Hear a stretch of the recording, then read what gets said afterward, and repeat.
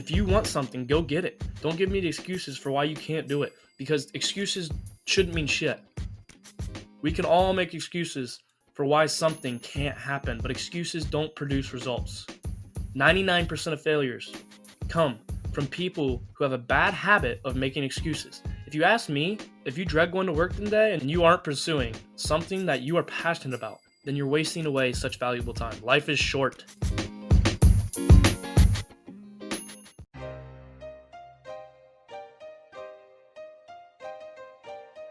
You are now tuning in to the Roughnecks Podcast with your host, Cole Nixon.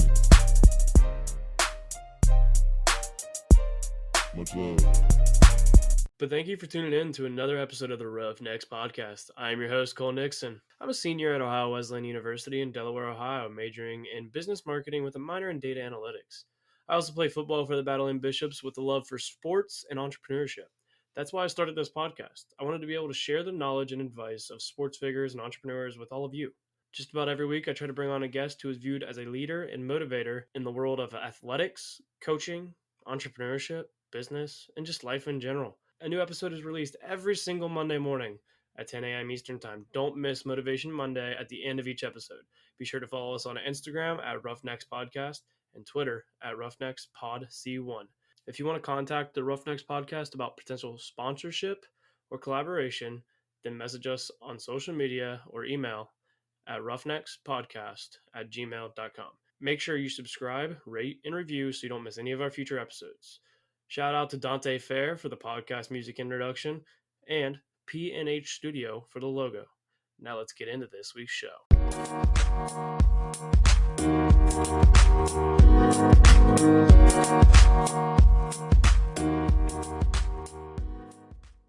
Welcome back, everyone. This is episode 20 of the Roughnecks Podcast and the first episode of February. Today's actually the first day of February. Well, I mean, it will be by the time this gets released, I think. But, you know, it's crazy to think that we're already a whole month into this new year. Like, it feels like just the other day I was sitting there enjoying a nice bush light with friends and family, kissing 2020 goodbye. But now here we are, 31 days into the new year, and it's still craziness. Just make a little side note about that craziness. If you listen to episode 16, then you might remember I said a quote. What was it? It was from Rocky. I mean, I have it posted on my wall. I love this Rocky quote, and it starts with, "The world ain't all sunshine and rainbows." If you were one of those people who was like, "Oh, man, when 2020 ends, so all this craziness," I'm sorry, you're just dumb. I mean, no offense by that, but it is the truth. The craziness in this world is never going to leave, as much as we probably all want it to. I mean, it may dial down, but let's be real. There's always going to be things, stupid things, insane things, unexplainable shit that happens, and it's what makes us human, I feel like. In my opinion, that is what keeps us wanting more in a way, because it's kind of what drives us to, I want to make a change in this world. I'm not saying I agree with some of the craziness. That's not what I'm saying at all. I'm saying there's always going to be something, and we need it in a way to keep this world going, because otherwise I feel like we're just going to sit here as robots. And I don't know about you. I don't want to live my fucking life as a robot. But now that, that little rant's out of the way, welcome to February.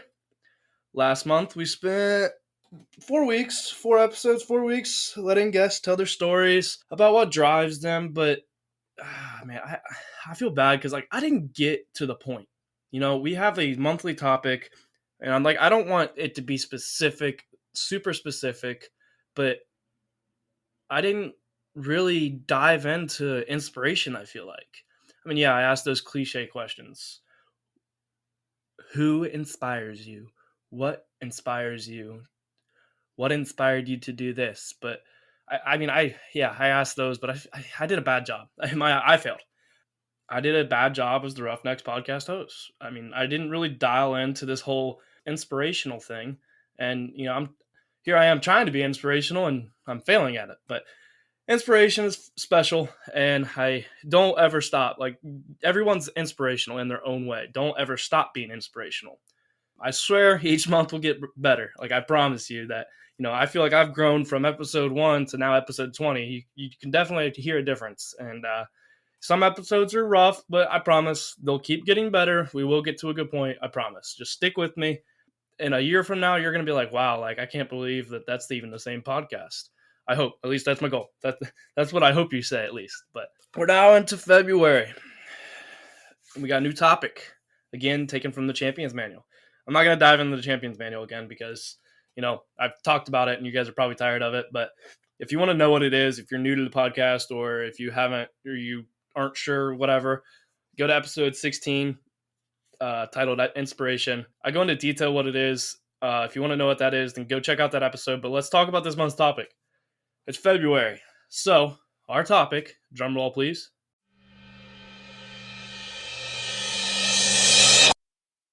is passion or love. They're the same, but also different.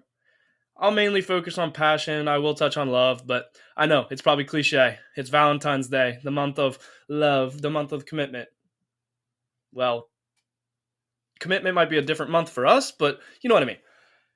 I know it's cliche, I get it, but in my opinion, it's something to talk about because it's not, I want to look at it in like a lovey-dovey kind of way. Like, I want to look at it as like, well, you'll find out. Just listen and you'll find out. Well, let me tell you, I got some sweet guests lined up, I promise. I'm super excited, really excited about one that I have lined up. I mean, I'm excited about them all, but there's one that I'm super excited for. I just finished confirming all the guests. 4 guests for March. Yeah, we get 5 episodes. We have 5 Mondays in March, so we get 5 episodes in March. I landed a huge guest. Like, you guys have no idea. I landed a huge guest in March, and we actually have somebody also returning in March, making another appearance. So I'm super excited about that month, but right now we're in February, and I'm also excited about this month. But here are the guests this month. We have, first, next week, we'll have Trevor Garber, I believe. I mean, he agreed, but I'm making sure, like, he should be next week. Met Trevor, another trainer of mine. I met him the same way I met R.D. Douglas and Trevor Scott, and that's how I knew Trevor Garber. May end up coaching with him next year. We'll see what happens. You never know. Going to a school necessarily I don't like. I played against him in high school. Wasn't a fan of him, but we'll work that out. We'll see what happens. He's a super great guy. He's now a middle school coach, football coach. He was one of my trainers. Great guy. I think he's a good person to talk about passion because, coaching little kids is not, I mean, he's not coaching little kids, but middle school kids, I feel like, is difficult. Like, those are kids, they got the attitude. They think they know everything. I mean, that's how I was when I was a middle schooler. I was a little shit. But, I think he'll be a good one for passion. The next guest, oh, man. Oh, you guys have no idea. I couldn't believe that he agreed to do this. He came and spoke to one of my classes this semester, or this past semester, I guess I should say, fall semester. And if you're from Central Ohio, then you may recognize this name. It's Matt Barnes. Now, he started out as a sports anchor at NBC4 and is now the morning news anchor for them. So if you're up early enough in the morning and you watch the news on NBC, then you definitely have seen this guy. You'll know I'm just super pumped. I took a shot. It's kind of like what Carter talked about on his episode, Carter Franklin. You have to message those people. You're going to get told no a bunch, but you never know until you try. And that's the same with one of the guests I got in March. You just got to try. Worst that happens is they say no. That's the worst that's going to happen. Just try it. Just go for it. Same with the girl, man. You want to ask a girl out?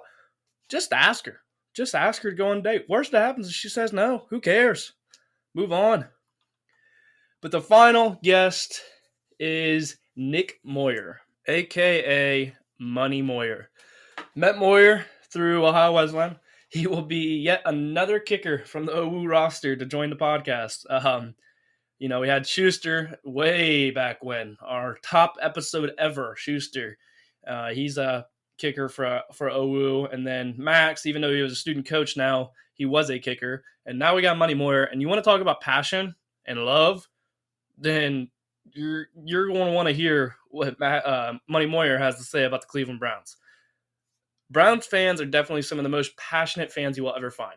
Yeah, I know you may not notice it as much anymore today, considering you got people who just want to jump on the damn bandwagon. But if you are from Ohio, especially, you understand, or the Cleveland area, like there's some diehard Browns fans that were there when that Cleveland football team was at its worst, and it was at its worst for a while. It's been most of my life. I feel like I've never seen the Browns good, and now all of a sudden they're going somewhere. But we got somebody who Moyer has been. He could probably him and Joe Urich, if you put them together, good God, if they talk Cleveland football, he might as well just clear the room and let them talk because it's they both know a lot about the Browns. So let's talk passion, but let's start with the love side of things. I am by no means a love doctor or someone that knows what love is all about. Trust me, ask my girlfriend. I'm only 22 years old, so there is no way for me to have all the answers, but we can all have that love for our family. I think we know what that family love is about. And to me, family should be one of the most, if not the most, important things in your life. I know everybody comes from a different background, and it's possible that you don't have a loving and supporting family, or like maybe your dad isn't in your life, or maybe your mom or your sister, your brother, or whatever it is. Not everyone's going to have the same type of family, and that's okay. Just because you are related by blood, it doesn't make you family. Now, I feel that you should try to have a relationship with those people that are your blood. They are your sister. They are your brother. They are your mom. They are your dad, whatever. But a family should be loving and caring and supportive of each other. You will fight. It's going to happen. Hell, just a couple weeks ago, I screamed and tried to fight my best friend, who I consider a brother. But we just hung out the other night. Yes, we didn't talk for like 2, 3, 4, whatever it was, days. And then guess what? You move on because you're family. You're going to get in fights as a family. And I mean, I get in fights. I used to remember, not as much anymore, but I used to get in fights with my family all the damn time. Me and my brother especially, because you live together. You get sick of each other every once in a while. But you're still family, and you move on because you are family. Your family may consist of, a brother, sister, mom, dad, aunt, uncle, or it may consist of just simply friends that you view as your family, and that's okay. We need those people in our lives. We need that love. We need that passion for somebody else, and we need it in return. Now, you're not always gonna get that love in return from somebody, but that's all right, because in my opinion, depending on the circumstances, more than likely you're being the bigger person. And that's okay. Good for you. Don't ever stop loving. Don't become that negative person. I've done it. I've watched myself sometimes and just kind of become more negative and don't give that love to everybody else. I expect it from everybody, but I don't give it to and you have to give yourself love. Oh man. If my girlfriend was on this podcast, she would love talking about this. You got to love yourself before you can love anybody else. With that being said, there are times that it's good to be alone, but it's also important to have at least one person to call family, whether you're related or not. This may even be in a wife or a husband, or a girlfriend, or a boyfriend, or, somebody that you like, and it's okay. Your significant other plays a major role in your life and in your values. There are two things that I personally learned about love and passion when it comes to my relationship with my girlfriend. One, love and passion isn't easy. It's work. But when you get to that point where you find what you're looking for, you almost enjoy doing it. Because you're doing it for someone that you love and someone you believe in. Something that you feel is worth it. So if you're in a relationship and relationships are work and, you don't feel like there's a point in putting in the work. You don't know why you're putting in the work. You don't want to put in the work. Maybe you're not ready for a relationship, or maybe they're not ready, or maybe it's just not meant to be. And that's okay. You all hear the things, there's 3 loves in life. Hopefully that's not your third one, but it's not the same for everybody. Not everybody's going to have the same thing. But 2, love and passion take patience. Now, I struggle with this a lot. Just ask my girlfriend or my family or my friends, anyone I'm around really. But I am not a patient person, and I have a short temper to go along with that lack of patience. In all honesty, I'm not making an excuse, because it is not an excuse. You control yourself. You can control that patience and that temper. I can control that, and I'm working on that, and it's something that's hard, but it's something that you need to work on. In all honesty, you look at the world we live in today, and it doesn't help any of us grow patience. Anything we want is just at the tip of our fingers with just one little touch. Think about it. Here, let me show you. Man, I wonder how old Tom Brady is. Hey Siri, how old is Tom Brady? Tom Brady is 43 years old. Man, I need to figure out this tip so I can tip the waiter at the restaurant. Hey Siri, what's 10% of 22.73? 10% times 22.73 is 2.273. Man, I'm really hungry right now. I'm just gonna get on DoorDash and order some Subway. I could go on and on about how our lives are so fast paced and we just don't ever slow down anymore. This is why I feel like you're starting to see people become less and less and less patient as time goes on. Think about it. Like, I know me personally, like, my computer takes an extra 5 seconds to load a website. It frustrates you. It makes me like, it makes you anxious or you get impatient. We expect results so quickly. And I do the same thing, at least with me, I do the same thing with love. I expect instant change and I expect results so quickly that I don't ever give things time to like work themselves out. Let me be cliche for a minute and give myself a piece of advice that I think we could all, at one point or another, use.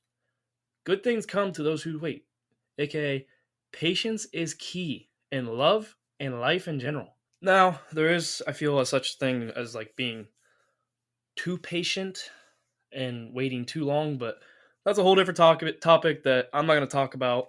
So I'm going to switch gears a little bit, and I've talked about it, and I'm going to switch over to the Winner's Manual, which, as you know, is the book written by Jim Tressel that I've talked about. I read it, highly recommend it. It's definitely worth reading. It's got a lot of valuable information in it, and I'm actually going to read a chapter to you out of this book with the title Love.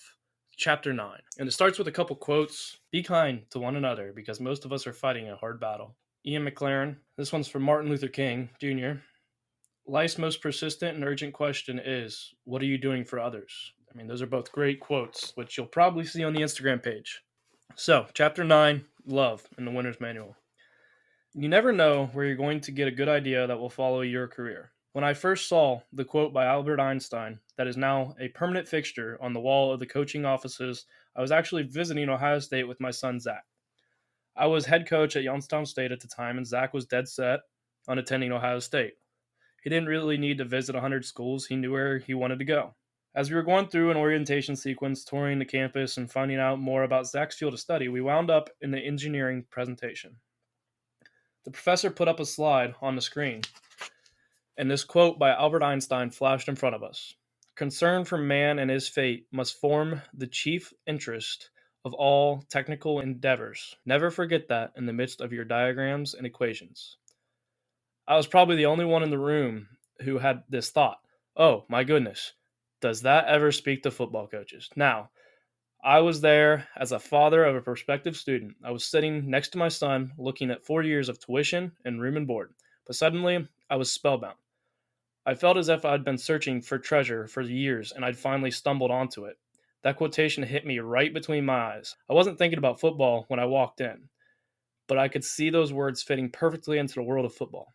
Over the years, I've shared that quotation with thousands of football coaches who have attended my clinics. It's the kind of essential truth that I think is important for us to recognize, and it's really the heart and soul of what this book is about. If we get so caught up in the X's and O's, so focused on the mechanics of the game and making sure every athlete is at his optimal weight and strength, and so committed to preparing every detail we need to win, but leave out a concern for our players and their fate, then all our technical endeavors in football will mean nothing. If we focus solely on winning and set aside the loving care of individuals, we place our team and ourselves at a disadvantage. I've observed the truth of this principle from afar, and sometimes from a little too close. We can have all the makings of a championship team and all the coaching talent in the world, and all the top recruits from around the country. But without the hidden component of love and concern for our fellow team members, we're going to come up short. So I'm not actually going to read every single page that is there. I'm going to skip around a little bit and kind of touch on some of the key points in my opinion. But so this is in Purpose Before Goals. True winners in the game of life will not look merely at goals and achievements. True winners who are part of a winning team will care more about the people beside them in the trenches than they will about the trophy at the end of the journey. True winners will have compassion for their teammates and desire the good of others as well as their own. This concept is essential to establishing a team that will pull together through the hard times, because the hard times will come. Will adversity fracture the team and pull it apart, or will those difficulties cement the individual members of this team into a cohesive unit? Love and discipline. Dr. Pat Surgeon, a retired English professor from Georgia Southern University, is a good friend of mine. He has been part of more national championship teams than anyone I know. He has talked to our players over the years about the concepts of love, caring, and giving. He has told my players and me time and time again that in order to be champions, every team needs two basic components: love and discipline. And if we have love, the discipline will follow, because players who love each other don't want to let the team down. They'll do anything within their power to make the team better. Like, I just feel like there's so much good stuff. Like, because you can look at, yes, he's talking about it in a football sense, but this could be talked like, say you're the manager of a job, and if you don't care about your employees, just like if you don't care for your team, if you don't care for the person to your left, to your right, they're not going to care for you. Why should they? And it's just, this book in this chapter fits in so well to our topic this month. But now moving on, we got love and commitment. One of Doc Spurgeon's favorite sayings is, "There is no joy the world can give like that which comes from joining good men in common purpose." Every year, at every college that fields a football team, young men will come together with a common goal. At Ohio State, the goal is to win the Big Ten championship and then the national championship. How can a team achieve its goals? Each separate unit, offense, defense, and special teams, must learn its schemes, work on its discipline, and practice its plays. But none of those activities will lead to attaining the goal if the players don't love one another. If they're not bound together by more than a simple desire to win, their striving will be losing. I'm not knocking the desire to win. That has to be there. But the overriding question is, does your team love? What does the word love mean? It's certainly not the mushy emotion that commonly passes for love in our society. Love is a deep sense of commitment that each player has for every other player. The feeling of commitment that each player has for every coach, and vice versa. And the feeling of commitment that each coach has for every other coach. If each of these three relationships is not based on love, the team will not achieve its full potential. Of course, this sense of commitment includes feelings or emotion, but feelings by themselves are not enough. Those feelings, those commitments, must then be followed up with action. When a team decides that it's going to do something, it's going to strive for a common goal, if the players and coaches are not willing to put everything they have on the line to make that goal a reality, the team is going to fail. And the reason they'll fail is that sooner or later, they'll come up against a team that's willing to play that way, to put it all on the line. Now, if a team does that, if they go to extra mile and show love and commitment among coaches and teammates, does it guarantee they'll win the conference championship or a national championship? No, but it will assure that they've given the very best for the good of the team. Skipping around some more. Commitment is key to every relationship. Whatever team you're on, whether it's a marriage, a family, a work team, or a sports team, in order to achieve whatever goals you've set, you must be bound together by a love that exhibits itself in an extreme commitment and the laying down of one's life for the common good. The failure to commit ourselves is evident in so many aspects of our society. People want to be cool rather than committed. They want to be esteemed and lifted up. But you can't focus on being cool if you want to be a champion. You have to be willing to cry. You have to be willing to love. You have to be willing to commit. When I became head coach at Ohio State, Doc Spurgeon told me about a friend of his who was watching Ohio State games on television. His friend's assessment of our performance was that we had only played one half of one game that season in a halfway decent fashion. You want me to tell you what the problem is with Ohio State? The man asked Doc Spurgeon. They think you win tough games with talent. You don't win tough games with talent. You win tough games with toughness. And the way you get tough is through love. Love is a lifestyle. Love is not something we can turn on and off at will. It has to be ingrained in our being. It's our virtual ingredient in the winner's game plan. And, like every other fundamental, it has to be worked on every day. The people around us will know if what we're expressing is genuine or not. Love must be a lifestyle. Doc Spurgeon has studied the topic of love for many years. He believes the vast majority of people who use the word love use it as a synonym for what gives me pleasure. I love strawberry ice cream. I love music. Or sometimes even, I love you. Really means only that those things or those people give us pleasure.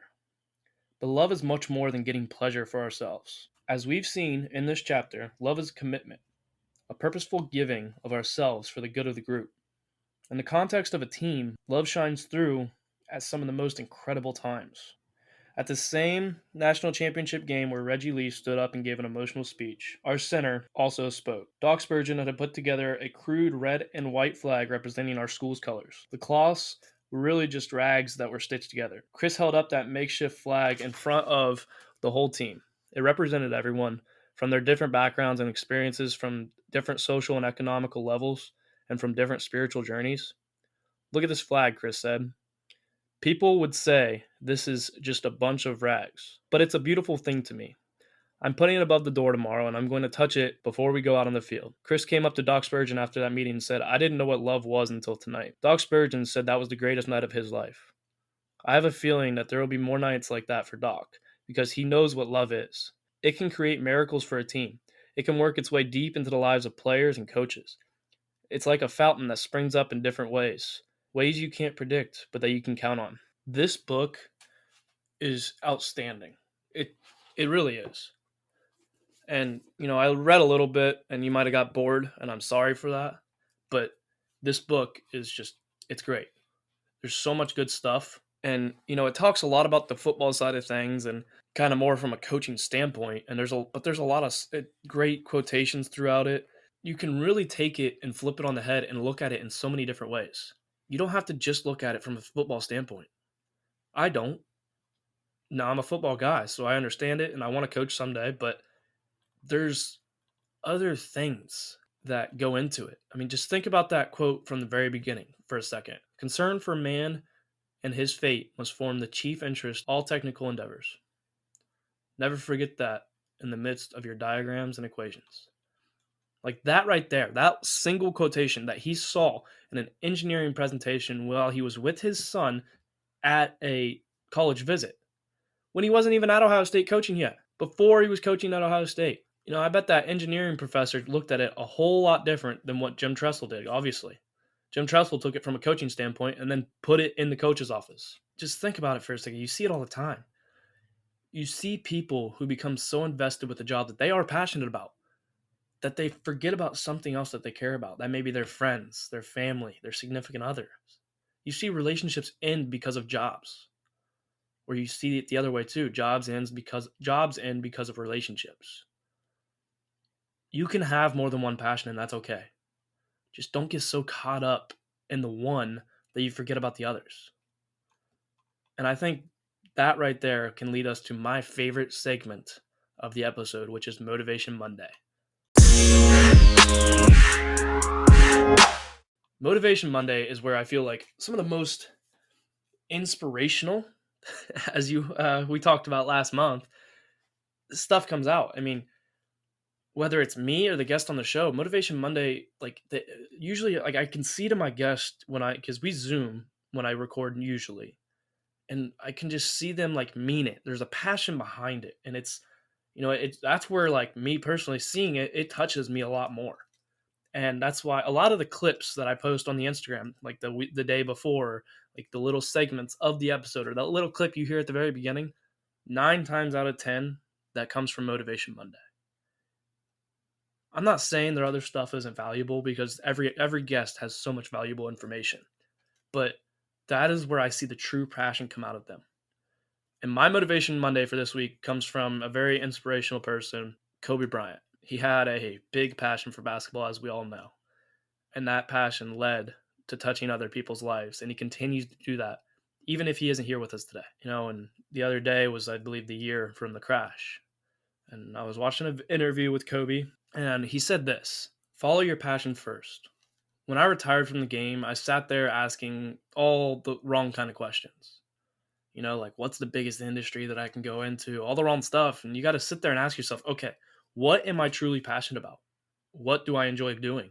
And when you feel that way, honestly, feel like you've never worked a day in your life. It's the most fun thing in the world. You get up in the morning excited about what you're doing. And you got to be really honest with yourself about it. If you wake up in the morning and you're dreading going to work, do something else, man. Do something else. And those are hard decisions to make, but when you make those decisions, it's a very liberating experience and you'll find the rewards will come. I mean, Kobe is a very inspirational person. And you can use this with a job, a relationship with a significant other, a friend, or how you're doing things in life and how you're going about life. It's not something that's super easy to talk about or even think about, but you really have to dig deep, and I feel like you have to dig deep and ask yourself, those difficult questions. But the toughest people in my opinion are the ones who can ask themselves those tough questions. And another cliche saying that I'm a big quotation guy. I love quotes. I love quotes, and I don't know. I have those little snippets are what get me. They mean a lot more to me than a book means a lot, but like in this winner's manual, the little quotes on the side are what I really pay attention to. It's what sticks with me a lot longer. And another cliche one is tough times never last, but tough people do. Those hard times may include those tough questions. Stop for a second. I want all of you, if you're driving, if you're walking, if you're just sitting there doing some work, I'm not saying stop your car, but if you're doing work and you're listening to this podcast, truly just stop for a second. Ask yourself what you're passionate about. Don't give me the cliche stuff or the bullshit about, oh, I'm passionate about Ohio State football. So am I. I'm passionate about Ohio State football, but that's not my true passion. I want you to truly think about what your passion is. Truly find what makes you happy.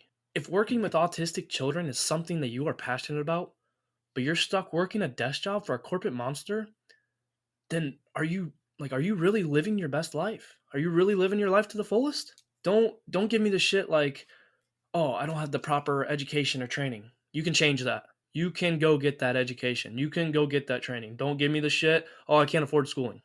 Yeah, you can. You find a way. Figure it out. You can find a way. Plenty of people go to school each year that can't afford it, but they find a way. There are people that get off the streets and go to school. There's always a way. That may mean you have to cut out those fast food stops. Or maybe you got to stop going to the bar with a friend and blowing that paycheck. Or maybe you got to pick up an extra shift. If you want something, go get it. Don't give me the excuses for why you can't do it, because excuses shouldn't mean shit. We can all make excuses for why something can't happen, but excuses don't produce results. 99% of failures come from people who have a bad habit of making excuses. If you ask me, if you dread going to work today and you aren't pursuing something that you are passionate about, then you're wasting away such valuable time. Life is short. We don't know what's going to happen tomorrow. Just look at this global pandemic. How many people have lost their lives? How many people lost someone close to them out of nowhere? It just all came up so quick.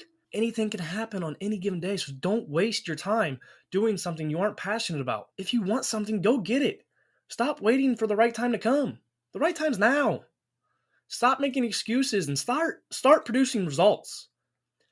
I talked about it at the beginning of this episode. I talked about it in episode 16. I love that whole quote, that whole Rocky quote, the poster that I have. But there's one thing that I want to say, and he says, this actually isn't on my poster, but if you watch the clip of it, it's in there. And it's, now if you know what you're worth, then go out and get what you're worth. But you got to be willing to take the hits and stop pointing fingers saying, you aren't where you want to be because of him or her or anybody. Cowards do that, not at you. You're better than that. Don't be a coward. Know your worth.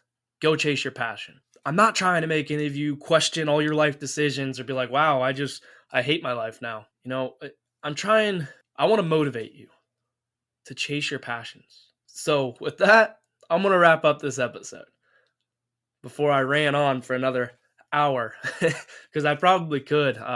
But chase your passions, man. Chase them. No rapid fire this week because that'd just kind of be weird of me asking myself questions like, hey, are you a night owl or early bird? Oh, well, I'm a night owl. Yeah, like you guys wouldn't have fun listening to that. Yeah. So I'm not going to do rapid fire this week, but we'll get back to that next week. We'll get back to that segment next week with our guest, Trevor Garber. Make sure you subscribe so you don't miss next week's episode or any of our future episodes. If you like this episode, give me a rate, review, be honest. If it's a 1-star, tell me. I don't care. Give me it. I want positive and negative feedback. I want to, because that negative feedback is like me realizing I need to change some things. So give me that feedback in any way possible. Give me your honest opinion. Go give us a follow on Instagram at Roughnecks Podcast and Twitter, Roughnecks Pod C1. You may even see us move to TikTok in the future. Not sure. Still working out some details. Still trying to figure some things out, but it may happen. Not sure, but there's potential. But thank you for listening. And for now, you know the deal. Until next week, Roughnecks out.